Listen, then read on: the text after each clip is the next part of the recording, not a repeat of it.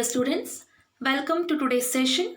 In this session, let us understand the next topic from the lesson, Fundamental Unit of Life. And today's topic is unicellular organism. We broadly classify the organisms based on the number of cells. I repeat, we classify the organisms based on the number of cells present in those organisms. And they are broadly classified into two types, that is unicellular organisms as well as the multicellular organisms. I repeat, we classify the organisms broadly into two categories. The first category is unicellular organisms as well as the second category is multicellular organisms. Now, when I talk about unicellular organisms, the name itself says uni. What is meant by uni? Uni means it is one. That means if the organism have single cell, we consider those organisms as unicellular organisms. Correct? Then similarly, what is meant by multicellular organisms? Multi means many. Multi means many. So here, the organisms which contain many number of cells, we consider those organisms as multicellular organisms. Clear? What is meant by unicellular organism and the multicellular organism? Uni means the organisms which contain only one cell, that is the single cell. Multicellular organisms means the organism which contain many cells. So now let us try to understand the unicellular and multicellular organisms in detail. First, let us start with unicellular organism. What do you mean by unicellular organisms? As we have discussed, they are the organisms which contain the single cell. Correct? Unicellular organisms are the organisms that consist of only single cell, and this single cell performs all the activities of the cell. I repeat, the single cell which is present in the organism, it performs all the activities which has to be performed by that organism. Clear?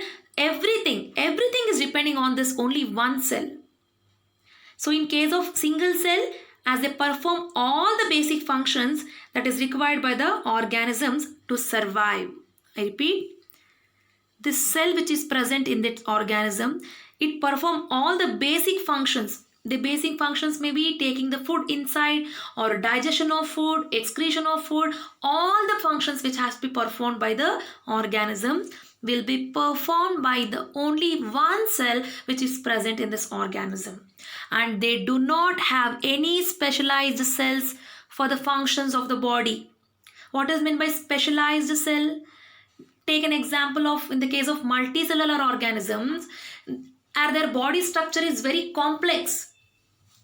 As a result, they have different cells. They have specialized cells to do various activities in their body. But in the case of unicellular organism, they do not have any specialized cells. There is only one cell which is looking after all the activities inside the body of that particular organism. Clear? So now let us understand with one of the example now. So that is, let us take an example of amoeba first. Okay, hope every one of you have heard about the amoeba, correct? So here, what is meant by amoeba? Amoeba is a microorganism. Correct? Amoeba is a microorganism which does not have any proper shape. That means amoeba do not have any confirmed or perfect shape for its body. The amoeba, it comes under the category of the phylum Protozoa. What is meant by Protozoa? You have to learn this in detail in my next sessions, but as of now, I'll tell you what is Protozoa. Protozoa is actually a single cell microorganism. I repeat, protozoa, the phylum Protozoa is a category which comprises of the single celled microorganisms. Here the amoeba is also a single celled microorganism.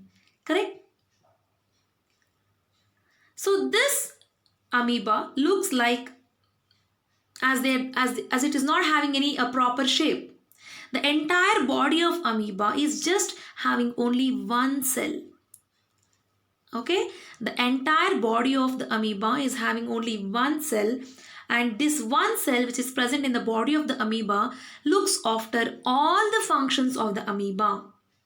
It decides the shape of the amoeba, and it also processes all the functions like ingestion, means taking the food inside the body, digesting the food inside the body, and throwing the waste product out of the body. All these functions are being taken care by the one cell which is present in the body of the amoeba. Correct? So now let us look at another example to understand, that is Chlamydomonas. So what is Chlamydomonas then? The Chlamydomonas is also a kind of microorganism. Actually, it is called an algae. It is called an algae. I repeat, Chlamydomonas is a kind of microorganism or an algae.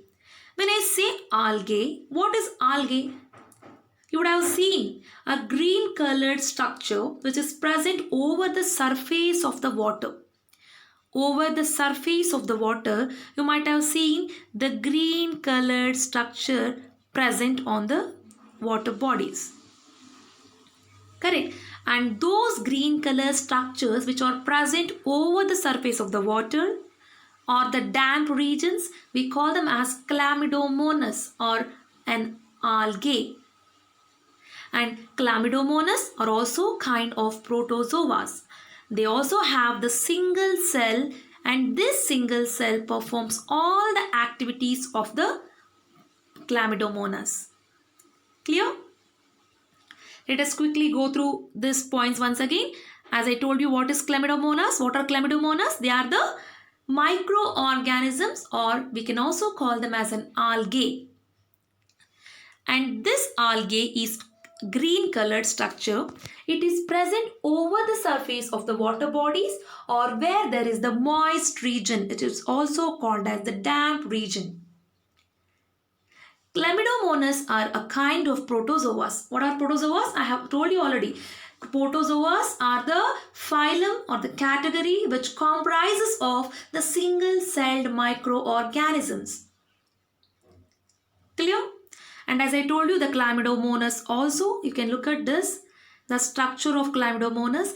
This Chlamydomonas also contain only one cell, and this single cell which is present inside the Chlamydomonas performs all the activities which has to be taken inside the Chlamydomonas.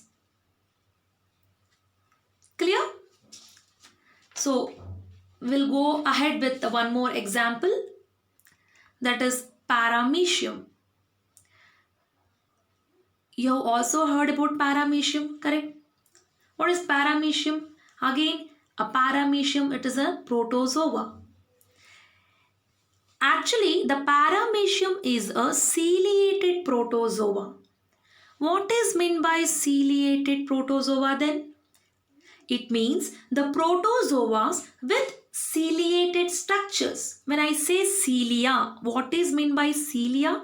Cilias are the hair-like structures. I repeat, cilias are the hair-like structure present on the body of that particular organism. Here, the Paramecium is having the cilia on their body. Why do they have cilia on their body? Because these cilia, they help in the movement of Paramecium. Clear? Where do they found then? These Parameciums are found in the stagnant water. They are found on the stagnant. Where, what is meant by stagnant? Where the water is not moving, the place where the water is not moving, we call it as the stagnant, right? Immovable, we call it as. So that in that regions, in those regions, the the parameciums are present. Clear? And we can also consider the paramecium for a slippery like animal. We can call it as a slippery like animal because it is almost looking like a slipper shape, similar to the slipper shape. Correct. So another example for the unicellular organisms are the bacteria. I hope that everybody heard about the bacteria, bacterial infections. Because when you come from outside without washing your hands, if you touch any object or if you are going to have some kind of food, your parents may guide you to clean your hands because you may be infected by the bacteria later. So in those situations or scenarios, you might have heard about bacterial infection. Correct?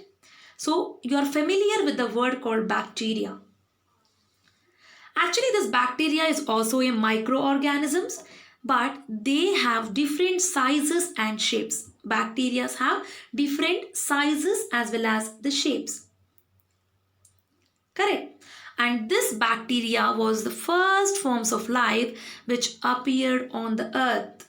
I repeat, before the life exists on the earth, the first form of life which had come, which was existed on the earth was the bacteria. So it is called as the first forms of life which existed on the earth.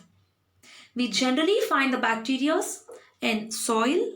Where and all we find? We find in the soil, water, and we can also see the bacteria in the plants, in the animals.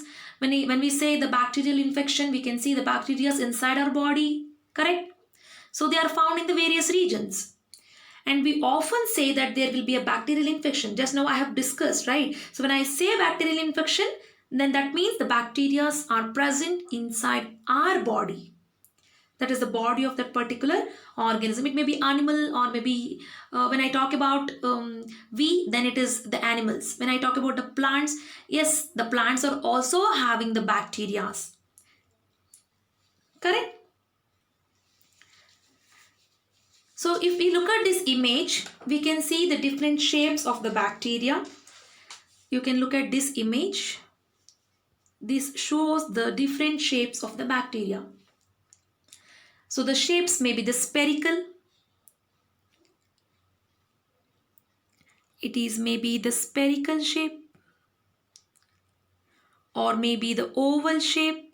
Oval means it is neither round.